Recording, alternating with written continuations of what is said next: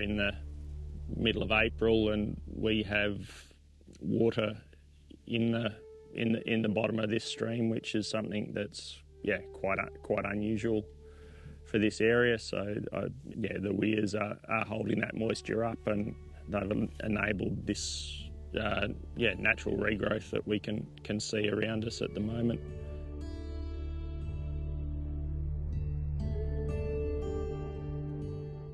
Today we are on Jason Stokes' property. We're in Nabwa, which is about 35 kilometres northeast of Geraldton.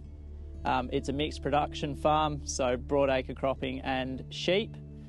It's one of the key project points within the Chapman Catchment regeneration project, which NRM ran from 2021 through to 2023. The key focus of that project was regenerating the catchment from the top down. The key points being that we slow water flow, we build some natural capital within the system, get some revegetation happening, provide some production benefits to the landholders that are hosting sites. The Chapman Catchment project is a good example of the sort of works that NRM undertakes through its Sustainable Agriculture program. We're focused on making sure that the natural environment within the Northern Agricultural Region is managed proactively, ensuring that agriculture remains environmentally, economically and socially sustainable.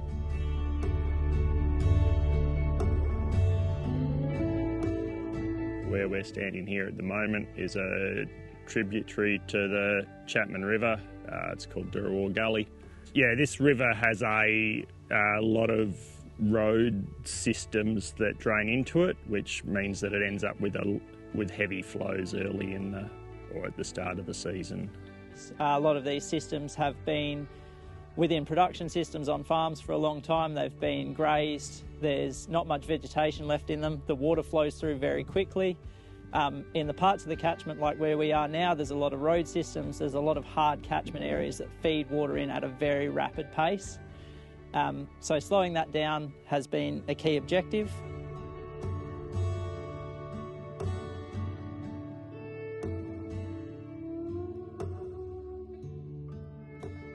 Yeah, of what you can see, probably 80% of it's natural regen, but the planting in the river was about developing an understory to provide protection for all the little critters to hopefully help our production systems.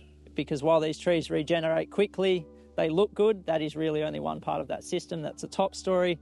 So we've actually mechanically planted in the bottom of this riverbed and into this weir itself a couple of understory species. There's some melaleucas, some casuarinas.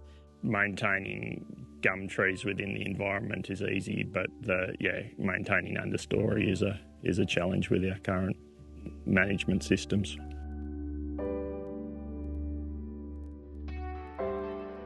We've put in 3, I think it is, leaky weirs within this couple of 100 metre section of the river with the aim of slowing the water flow down and catching the sediment. The fact that you sort of can drive past it without going, oh, that's an intervention, is exactly what we're going for. You'll notice it's the key features of there's some larger rocks that probably would have naturally been here. That would have been the selection process for where we would put this leaky weir. And within that, we then use whatever material we can find. So there's some locally sourced stone here, which will have been from further up the riverbank. Some of it may have already been in the riverbed itself, just here. There's a couple of other things that are good markers for the fact that this is a man-made structure. There's a little bit of building rubble in here. There's some house bricks. There's a limestone block over there. But the key feature of all of this is that it's just stacked on top of itself. Its job is not to stop the water, it is simply to slow it down. So this structure, as it is, leaks terribly and on purpose.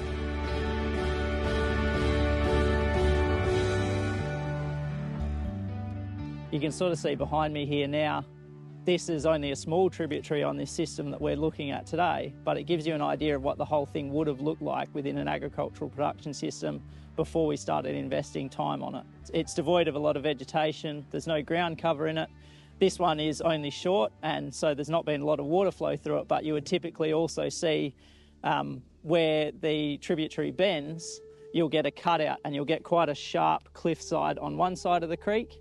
And over time, that just keeps collapsing. You sort of end up with these really damaged parts of a landscape where there's not much production value, there's not much environmental value. We came into this project with the aim of trying to slow that water down, and get some native revegetation into the river banks to stabilise the river banks and the river systems, whilst also utilising some of the other low-lying areas associated with the creeks for saltbush production, for filling our autumn feed gap for our sheep. Obviously, it's an operating farm. We want to be able to make some money out of it. We want to get a return on the things we're investing in. So where we're standing now is a slightly higher part of the river and tributary system on this property. The decision was made that we would plant some saltbush in here. There is, in a couple of places, some larger species that have been planted to provide shade. The idea is that we're still on this sort of wide, slightly higher landscape where the water flows are slower and wider. This will just capture the water, it'll turn it into a feedstock. It gives the landholder some return on investment, it improves the system.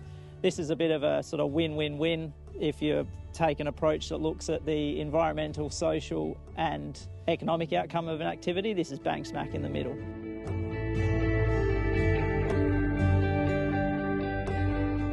The Chapman Catchment regeneration project itself involved a few different partnerships. We worked as closely as you could with the local groups. In the northern part of the catchment, that's the Northern Agri Group and the Unifarm Improvement Group. As we moved further down towards the city of Geraldton, we were working with the Friends of Chapman River and a couple of small local groups in there.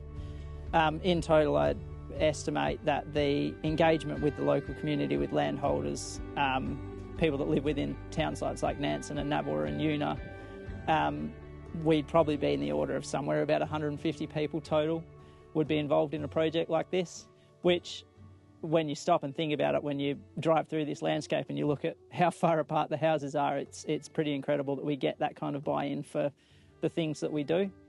We wouldn't really be able to achieve anywhere near the sort of outcomes that we can without working with our local groups, without working with partnering NRMs, without working with the landholders that are directly able to implement works like the Chapman Catchment project that we're looking at today. I guess the importance of the collective impact when dealing with catchment scale projects is that, the catchment is larger than any one individual. The impacts of those higher up the catchment are, impact everyone further downstream. To enable whole system regeneration, you need buy-in from all parties, the whole length of the catchment.